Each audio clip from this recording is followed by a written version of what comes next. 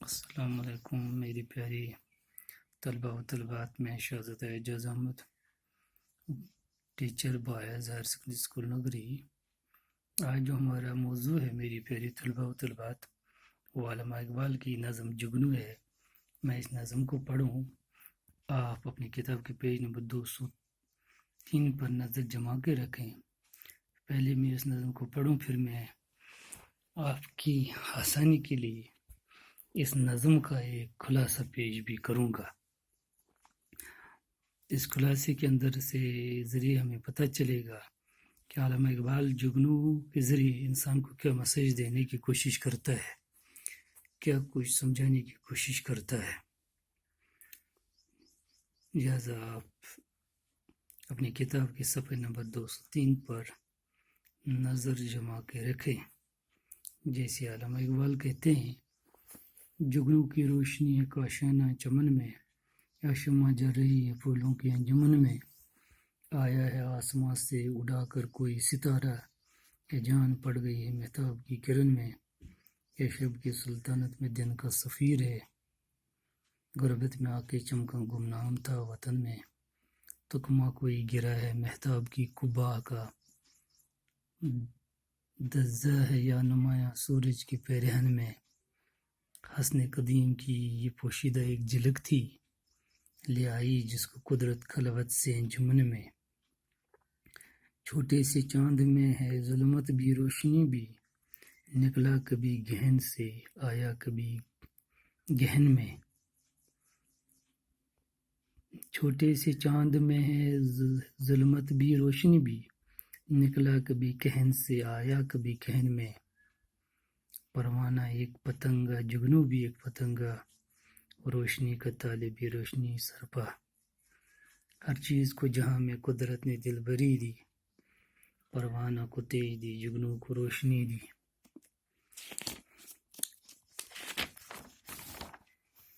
رنگین نوا بنایا مرغان بے زباں کو، گل کو زبان دے کر تعلیم خاموشی دی. نظارہ شفق کی خوبی زوال میں تھی، چپکا کی اس پری کو تھوڑی سی زندگی دی. رنگین کیا سحر کو بانکی دلہن کی صورت، پہنا کے لال جوڑا شبنم کی عارسی دی. سایہ دیا شجر کو پرواز دی ہوا کو، پانی کو دی روانی موجوں کو بے کلی دی. یہ امتیاز لیکن ایک بات ہے ہماری، جگنوں کا دن وہی ہے جو رات ہے ہماری. حسن ازل کی پیدا ہر ایک چیز میں جھلک ہے، انسان میں وہ سکن ہے گنجے میں وہ چٹک ہے. یہ چاند آسماں کا شاعر کا دل ہے گویا، وہاں چاندنی ہے جو کچھ یہاں درد کی کسک ہے. انداز گفتگو نے دیکھے دیے ہے ورنہ، نغمہ ہے بوئے بلبل بو پھول کی چہک ہے. کثرت میں ہو گئے ہے وحدت کا راز مخفی، جگنوں میں جو چمک ہے وہ پھول میں مہک ہے. یہ اختلاف پھر کیوں ہنگاموں کا محل ہو، ہر شے میں جب کہ پنہا خاموشی ازل ہو. میرے پیارے طلبہ جیسے کو میں نے آپ کو پہلے بھی بتایا کہ نظم اور غزل میں فرق ہے، کہ غزل کا ہر شعر معنی کے لحاظ سے جدا گانا ہوتا ہے، تو غزل میں ہر شعر کی الگ الگ تشریح کرنی پڑتی ہے. یہاں ہم پوری 10 سے 20 شعر پر نظم مشتمل ہو ایک خلاصہ ایک ہی وقت میں پیش کر سکتے ہیں، یا 3 4 اشعار کو ایک ہی سمجھا سکتے ہیں. میری پیاری طلبہ جیسے کہ آپ نے 6 یا 7 تو مجھے پوری یاد نہیں ہے، اردو کتاب میں پڑھی ہوگی کہ علامہ اقبال کے ایک نظم پہاڑ اور گلہری میں وہ بتاتا ہے کہ اگرچہ گلہری ایک تھوڑا سا پرندہ ہے، یہ جانور ہے، لیکن اس کے اندر وہ خوبی دی اللہ نے جو پہاڑ جیسی بہت بڑا زیادہ اونچا جو ہوتا ہے، اس کے اندر وہ خوبی نہیں ہے.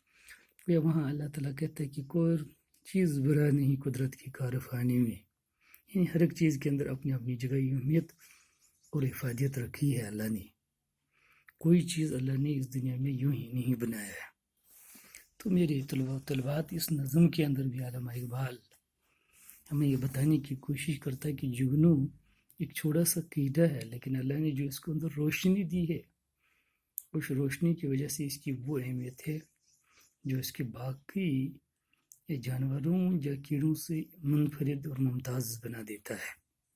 جیسے علامہ اقبال اس نظم کے اندر، اس مختصر نظم کے اندر علامہ اقبال نے لکھا ہے کہ اس نظم میں جگنو کو عنوان بنا کر یہ بات بیان کی گئی ہے کہ دنیا میں جتنی بھی مخلوقات پائے جاتے ہیں ان سب کے اندر اللہ تعالیٰ نے خوبی اور حسن رکھ دیا ہے، اور وہ اسی حسن کا مختلف طریقوں سے اظہار کرتے ہیں. نظم کے آغاز میں شاہ رات کے اندھیری میں چمن میں چمک رہے جگنو کی تصویریں ہماری آنکھوں کے سامنے لا رہے ہیں.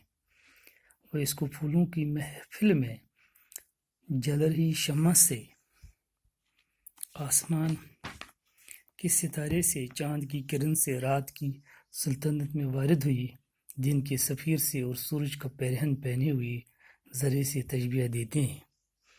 جیسے کہ علامہ اقبال ایک جگہ کہتے ہیں اس نظم کے اندر، تکما کوئی گرا ہے مہتابگی کو بکا، دزہ ہے یا نمایاں سورج کے پیرہن میں. جس حسن کا ازل ہے، اصل میں اس نظم کے اندر جس حسن کا ازل کا اظہار جگنو اپنی روشنی سے کرتا ہے، اسی حسن کو پھول اپنی مہک سے اور بلبل اپنی چہک سے، انسان اپنے سخن سے، پھول اپنی چٹک سے، پرندے اپنی چہچہٹ سے، اور گل اپنی خاموشی سے، سحر اپنی رنگینی سے، درخت اپنی سائے سے، پانی اپنی روانی سے ظاہر کرتے ہیں. جیسے علامہ اقبال ایک جگہ کہتے ہیں کہ ہر چیز کو یہ جہاں میں قدرت نے دل بری دی، پروانہ کو تیج دی، جگنو کو روشنی دی. تو علامہ اقبال ایک جگہ فرماتے ہیں اس نظم کے اندر، حسن ازل کی پیدا ہر چیز میں جھلک ہے، انسان میں وہ سکن ہے، گنچے میں وہ چٹک ہے. یعنی پھولوں کا کھلنا ہی اس کی خوبصورتی ہے، مگر انسان کا بات کرنے کا انداز، جس بات کرنے کے انداز سے، نرالے انداز سے وہ دوسرے کو متاثر کرتا ہے، دوسرے کو سمجھاتا ہے، وہ بات کرنے کا انداز اس کے اندر بھی اللہ نے یہ خوبی ہے.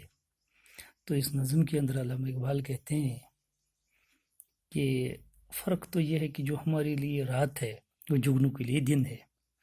یعنی جو رات ہمارے لیے آرام کے لیے بنائی گئی، مگر جگنو کے لیے وہی رات کام کرنے کا ہے، تاکہ روشنی بن کر وہ لوگوں کو راستہ دکھاتا ہے، روشنی بن کر چمکتے ہوئے وہ اپنی خوبصورتی، اپنی حسن دکھاتا ہے جو اللہ نے اس کو دی ہے. لیکن اختلافات ہمارے کہنے سے ہے، ورنہ حقیقت میں کوئی اختلاف نہیں ہے، کیونکہ کائنات کی انگنت، یعنی جتنی بھی بے شمار اللہ تعالیٰ نے مخلوقات پیدا کی ہے، انگنت یعنی جن کو ہم گن بھی نہیں سکتے، کے اندر ایک ہی وحدت پائی جاتی ہے. یعنی وہ تو سبھی، چاہے پرندے ہو، جانور ہو، انسان ہو، جنات ہو، جن کو بھی اللہ تعالیٰ نے بنائی، وہ بس ایک اللہ تعالیٰ کے نظام کی تحت ہے.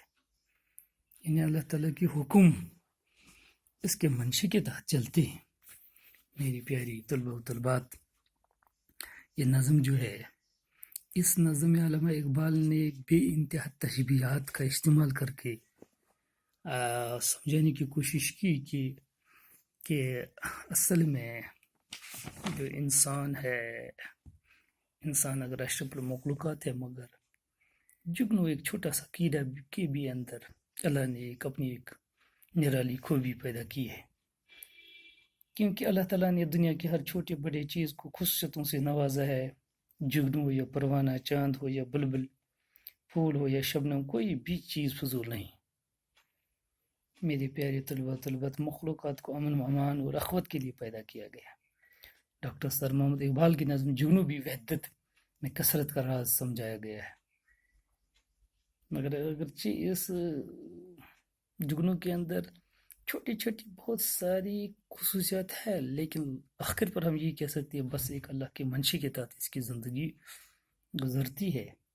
تو اس نظم میں خوبصورت مثالیں دی گئی اور قابل غور تشبیہیں بھی پیش کیا گیا، کیونکہ علامہ اقبال کے اس نظم جگنو میں جو تشبیہاتیں استعمال کی گئی، کبھی سورج کا نام دے کر، کبھی پھول کا نام استعمال کر کے، کبھی انسان کے اندر جو سخن ہے اس کو پیش کیا گیا ہے، کبھی اس نے بتایا ہے کہ کس طرح سحر کی بانکی دلہن کی صورت میں لال جوڑا شبنم کی عرصی لے کر آتا ہے، یا صبح کا جو نظارہ شفق کا پیش کیا گیا وہ کتنا اچھا لگتا ہے جب سورج صبح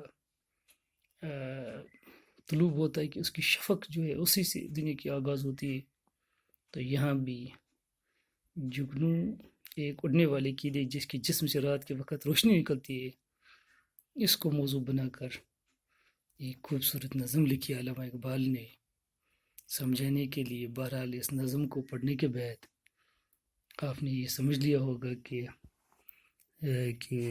جگنو جو ہے جو چھوٹا سا ہے، لیکن اللہ تعالیٰ نے بھی اس کے اندر بے شمار خصوصیتیں، بے شمار کوالٹی، بے شمار اہمیت اور افادت پیدا کی ہے جو کسی اور چیز کے اندر نہیں ہے۔ میرے خیال میں یہ نظم علامہ اقبال کی ایک شہکار نظم ہے۔